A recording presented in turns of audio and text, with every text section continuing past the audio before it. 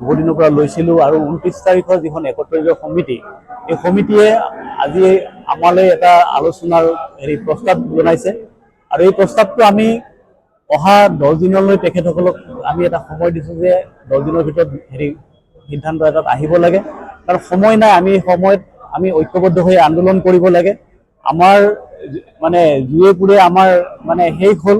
এতিয়া আমাৰ এনেকুৱা অৱস্থা হৈছে যে থলুৱা জনগোষ্ঠীৰ কাৰণে এই চৰকাৰে বহুত কথাই মানে কৈ আছে, কিন্তু শেহতীয়াভাৱে আমি দেখিছোঁ বিলাচীপাৰাত আমাৰ 100 ঘৰ মানুহ মানে খিলঞ্জীয়া কোচ ৰাজবংশীক উচ্ছেদ কৰাৰ মানে সিদ্ধান্ত লৈছে। আমি মুখ্যমন্ত্ৰী মহোদয় পুনৰবাৰ ইয়াক বিবেচনা কৰিবলৈ অনুৰোধ জনাইছোঁ, অন্যথা এটা বৃহৎ আন্দোলন গঠন আমি আন্দোলন কৰিম। আৰু লগতে কোচ ৰাজবংশী জনজাতিকৰণ আৰু আমাৰ যি কমতাপুৰ, এই কমতাপুৰৰ দাবীত আমি পুনৰবাৰ ঐক্যবদ্ধ সংগ্ৰাম আমি কৰিবলৈ বাধ্য হ'ম।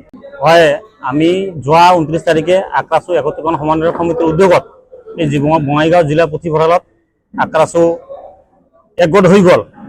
আমাক 4টা গোটক বাদ দি পেলাই যিকেইটা গোটে হৈ গৈছে, আৰু আজি আমি এই 4টা গোটে আজি ইয়াত এখন যৌথ প্ৰতিনিধি সভাৰ আয়োজন কৰিছোঁ। আৰু আজিৰ এই প্ৰতিনিধি সভাত আমি জিলাবিলাকৰ কথাত চাপত আমি আজি কমিটি গঠন কৰিবলৈ ওলাইছোঁৱে প্ৰায়, কিন্তু যেহেতু 29 তাৰিখে একত্ৰীকৰণ হোৱা কমিটিখনৰ এটা আমালৈ আজি আলোচনাৰ প্ৰস্তাৱ আগবঢ়াইছে তেখেতসকলৰ সভাপতি মনোজ ৰায় আৰু মুখ্য উপদেষ্টা ক্ষিতিশ বৰ্মনে আমালৈ এটা আলোচনাৰ প্ৰস্তাৱ আগবঢ়াইছে। আমি তেখেতসকলৰ সেই প্ৰস্তাৱলৈ সন্মান জনাই যে আমি তেখেতসকলৰ লগত আলোচনাত বহিম। আৰু এইকাৰণে আজি আমি কোনো ধৰণৰ এটা ফাইনেল সিদ্ধান্ত লোৱা নাই।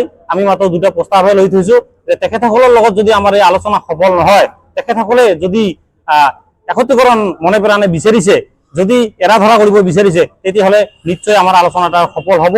আৰু যদি 2-4 জনৰ কাৰণে সেই আলোচনা যদি বিফল হয়, তেতিয়াহ'লে আমি আজি লোৱা প্ৰস্তাৱবিলাক আমি এসপ্তাহ 10 দিন পিছতে আমি ঘোষণা কৰিম। মুহূৰ্ততে আমাৰ লগত আলোচনাৰ প্ৰতি আলোচনা তেনেকৈ আলোচনাই কৰি আছে, কিন্তু তাক কাৰ্যকৰী কৰা নাই। গতিকে যিহেতু আলোচনা হৈয়ে আছে, গতিকে আমি তেখেতলোকক তাৰ প্ৰত্যুত্তৰটো দিব লাগিব। 2014 চনত যেতিয়া নৰেন্দ্ৰ মোদী ডাঙৰীয়াই খানাৰপৰা ফিল্ডত আৰু বঙাইগাঁও ফিল্ডত কৈছিল যে 6 মাহৰ ভিতৰত কোচ ৰাজবংশীৰ সৈতে 6 জনগোষ্ঠীক জনজাতিকৰণ কৰিম, সেই বিষয়টো লক্ষ্য ৰাখিয়েই কোচ ৰাজবংশীসকলে শিল দোল ভাঙি তেখেতলোকে ভোট দিছিল, যাতে আমাক যিটো প্ৰধানমন্ত্ৰীয়ে প্ৰতিশ্ৰুতি দিছে সেই প্ৰতিশ্ৰুতি পূৰণ কৰিব আৰু আমাক জনজাতিকৰণ কৰিব। কিন্তু 6 মাহ উকলি আজি প্ৰায় 11 বছৰে হ'ল, তেখেতে কিন্তু আমাক জনজাতিকৰণ বিষয়টো আওকাণ দিলে। ঠিক তেনেদৰে ৰাজ্য চৰকাৰেও আমাক প্ৰত্যেকটো মুহূৰ্ততে কৈ আহিলে যে আপোনালোকক জনজাতিকৰণ কৰিম। আমাৰ প্ৰাক্তন মুখ্যমন্ত্ৰী সৰ্বানন্দ সোণোৱাল ডাঙৰীয়াও আৰু বৰ্তমানৰ মুখ্যমন্ত্ৰী হিমন্ত বিশ্ব শৰ্মা ডাঙৰীয়াও দুইজনে আমাক প্ৰতিশ্ৰুতি দি আহিলে আৰু তেখেতে মডেলিটি কমিটিও গঠন কৰি দিলে। কিন্তু তাৰ পৰিপ্ৰেক্ষিতত দেখা গ'ল যে তেখেতলোকে আমাক আশ্বাসহে দিলে আৰু সেই আশ্বাসটো ভুৱা। এতিয়া কথাটো হৈছে কি, আমাক যিহেতু তেখেতে ভুৱা আশ্বাস দিলে, তাৰতো আমাৰ প্ৰতিফলনটো হ'ব লাগিব, হয় নাই? সেই প্ৰতিফলন স্বৰূপে এতিয়া 2025 চনত যিটো বিটিয়া ইলেকশ্যন আছে, বিটিয়া ইলেকশ্যনত সৰহসংখ্যক কোচ ৰাজবংশী মানুহ, আপোনালোকে নিশ্চয় জানে, তাত প্ৰায় 45% কোচ ৰাজবংশী মানুহ তাত আছে। গতিকে তাৰ প্ৰতিফলনটো তাত হ'ব। যিহেতু আপোনালোকে আমাক বিপদে পৰিচালিত কৰিলে, ভুৱা প্ৰতিশ্ৰুতি দিলে, তাৰ প্ৰতিফলন 25ৰ বিটিয়া ইলেকশ্যনত হ'ব। আকৌ তাৰ প্ৰতিফলনটো 2024 ইলেকশ্যনতো হ'ব, আৰু সেই ইলেকশ্যনটো উজনি নামনি সামৰি পিনি হ'ব। আপোনালোকে ইতিমধ্যে গম পাইছেই যে তেখেতলোকৰ প্ৰতি মানুহৰ আগ্ৰহ কমিছে। তেখেতলোকে সদায় ভুৱা প্ৰতিশ্ৰুতিয়ে দি আহিছে, হয় জনজাতিকৰণৰ ক্ষেত্ৰতেই হওক বা কিবা অন্য ক্ষেত্ৰতেই হওক, তেখেতলোকে ভুৱা প্ৰতিশ্ৰুতি দি আহিছে আৰু সেই প্ৰতিশ্ৰুতিৰ প্ৰতিফলনটো আমি 2024ত আমি দিম। আৰু সেইটো কাৰণে আজি আমি আক্ৰাছু ইয়াত সংকল্পবদ্ধ হৈছোঁ, একত্ৰীকৰণ হৈছোঁ আৰু একত্ৰীকৰণ হৈ অনাগত দিনত কি কাম কৰিব লাগে, কেনেকৈ কৰিব লাগে, তাৰ আমি কাৰ্যপন্থা আজি হাতত লৈছোঁ। আৰু এই কাৰ্যপন্থা যেতিয়া আমি হাতত ল'ম, আমি ঘৰে ঘৰে গৈ গাঁৱে গাঁৱে গৈ আমি কেনেকৈ মানুহক ক'ব লাগে, কি বুঢ়া প্ৰতিশ্ৰুতি আমি পালোঁ সেইবোৰ কেনেকৈ ক'ব লাগে, তাৰ প্ৰতি আমি আজি এটা বিষয়টো চৰ্চা হৈছে আৰু এই চৰ্চাটোৱে অগ্ৰাধিকাৰ পাইছে। গতিকে আগন্তুক 2024 আৰু 2025 বিটিয়া ইলেকশ্যনত তাৰ প্ৰতিফলন পাব বুলি আপোনালোকে নিশ্চিন্ত থাকক। হয়, আপোনালোকে নিশ্চয় জানে আমি আক্ৰাছুত কিন্তু বহুতো ভাগত বিভক্ত হৈ আছিলোঁ। সেই আক্ৰাছুত আমাৰ চব একলগ হোৱাৰ কাৰণে আমাৰ 11জনীয়া একত্ৰীকৰণ কমিটি বনাইছিল। সেই আহ্বানৰ প্ৰতি আমাক নিশ্চয় তেওঁলোকে ফোন কৰিছে, সেই আহ্বানক আমি সন্মান জনাই আমি যোৱা 23 তাৰিখে আমাৰ তাতে এটা প্ৰস্তাৱ হৈছিল যে আক্ৰাসুৰ পেনেল লিষ্টত মানে চব এৰা-ধৰা কৰা হ'ব। আমি সেইমতে 27 তাৰিখে ডেট দিছিল, সেই ডেট মতে আমি গৈছিলোঁ।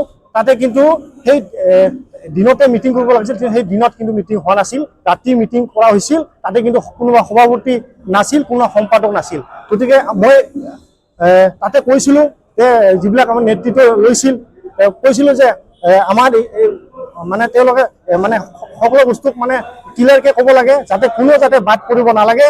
আমি জাতিৰ স্বাৰ্থত সকলোৱে আমি এক হ'ব লাগিব। আমি সেইমতে 29 জুলাই তাৰিখে আমি গৈছিলোঁ।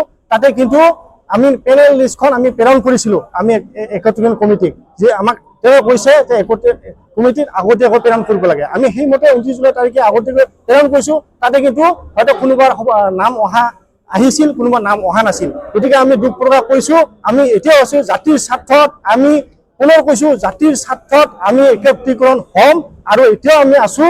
আজি আমি আপোনালোকে দেখিছে, আমি বিভিন্ন জিলাৰ পৰা মানুহ আহিছে, কিন্তু আমি ইয়াতে আজি এটা সংকল্পবদ্ধ হৈছোঁ।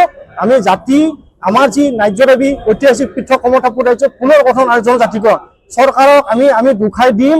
এইবাৰ এক হয় আজি আমি ইয়াতে এটা আমি চূড়ান্ত সিদ্ধান্ত গ্ৰহণ কৰিলোঁ হয়, কিন্তু আমাক মনোজ বৰ্মন সভাপতি আক্ৰাসু তেওঁ আমাক ফোন যোগে মোকো ফোন কৰিছিল, আমাৰ দীপেন্দ্ৰকো ফোন কৰিছিল, হয়তো আমি 4টা কথাকে বহুতে ফোন কৰিছিল, ফোন যোগে কৈছিল আপোনালোকে অলপ আলোচনা কৰিব লাগে। সেই আলোচনাক আমি সন্মান জনাই আমি তেওঁৰ আজি আলোচনাত যাম আৰু আলোচনাত এটাই কথা হ'ব, সকলোকে সমান চকুৰে চাব লাগিব আৰু আলোচনাত আমি তেওঁলোকক যি আমি তেওঁক কিবাখিনি আমি দিম, আমাৰ যিবিলাক আমি ধৰক দায়িত্বত আছোঁ, আমাকতো কিবা কৰিব লাগিব, চবকে মিলাই কিবা কৰিব লাগিব না। গতিকে সেই আলোচনাত যাতে আমি সম্পূৰ্ণভাৱে ফল পাওঁ, আমি আশাবাদী যাতে আমি ফল পাম।